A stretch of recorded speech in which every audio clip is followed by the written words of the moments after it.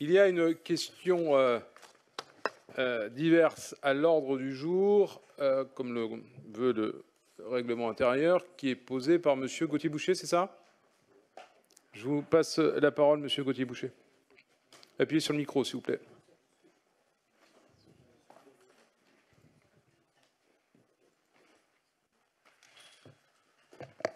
Oui, merci, Monsieur le maire.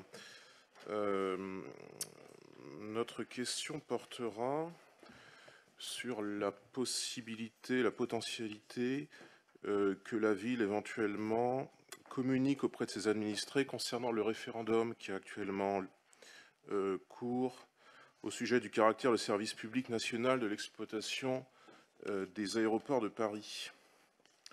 Monsieur le maire, mes chers collègues, notre groupe ne discutera pas ici de ce qu'implique ce référendum et de son bien-fondé, mais de son organisation. Même si brièvement, j'indique que le Rassemblement national est défavorable à une privatisation des aéroports de Paris, parce que nous constatons effectivement leur caractère de service public national, un caractère qui doit être pérennisé selon nous. Mais nous sommes loin d'être les seuls. Et conscient du caractère transpartisan de l'opposition à cette privatisation, nous n'aspirons pas à polémiquer sur le fond, mais à rassembler autour de remarques communes qui sont mises en avant par différentes sensibilités politiques, notamment sur la forme de cette consultation. Nous souhaiterions mieux la faire connaître de nos concitoyens. La procédure référendaire sur les ADP a été lancée en juin dernier. Or, le Conseil constitutionnel a fait état ce mardi qu'en fait, environ 820 000 signatures auraient été enregistrées en vue de cette consultation, enfin de ce projet de consultation concernant donc le statut des aéroports de Paris, ce qui représente environ 17% du total requis pour activer un éventuel référendum.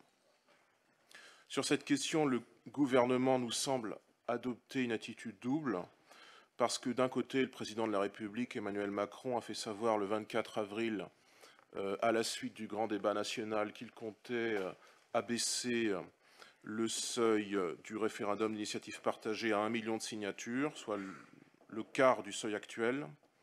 Mais de l'autre côté, les autorités n'organisent aucune campagne officielle contradictoire pour informer les Français et paraissent relativement insensibles aux multiples appels, notamment en faveur d'une simplification du site Internet qui est appelé à collecter ces signatures. Dans une large mesure, les Français sont obligés de s'auto-organiser sur cette question sans l'appui des pouvoirs publics. Et en comparaison, la situation était différente, par exemple, en 2005, lorsqu'il y avait eu le référendum sur le traité établissant une constitution pour l'Europe, puisqu'il y avait eu une implication de la puissance publique, l'organisation d'une campagne d'information pour éclairer les électeurs sur les enjeux du scrutin, et je pense de mémoire quelques débats sur la télévision de service public. Les choses peuvent-elles bouger ? La réclamation déposée le 6 septembre dernier au Conseil constitutionnel, notamment par l'ancien président du Sénat, Jean-Pierre Bel, peuvent le laisser envisager.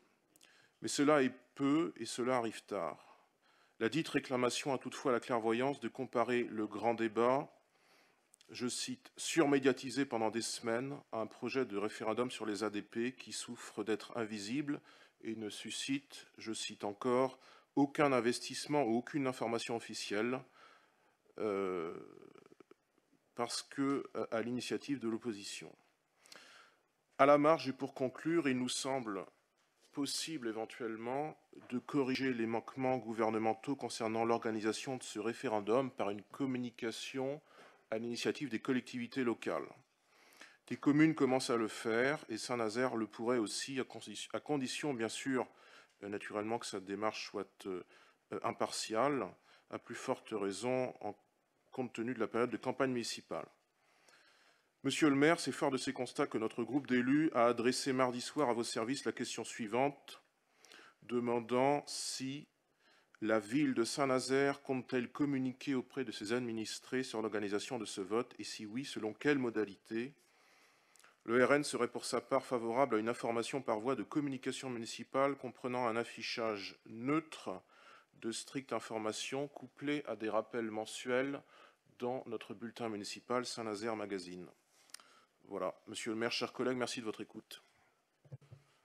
Bon, il est hors de question que le budget municipal de cette ville participe à une communication nationale dont, vous l'avez dit vous-même, ça serait vraiment à la marge. Croyez-moi que les budgets de la communication, et c'est pas la directrice générale adjointe qui me dira le contraire, les budgets sont tellement serrés pour pouvoir déjà informer nos concitoyens nazériens, nazériennes, pour l'ensemble des politiques publiques que nous menons. Simplement, je voudrais vous dire qu'en date du 1er juillet, a été adressé à l'ensemble de la presse que la ville de Saint-Nazaire offre la possibilité de participer au référendum d'initiative partagée relatif au projet de loi visant à affirmer le caractère du service public national de l'exploitation des aérodromes de Paris.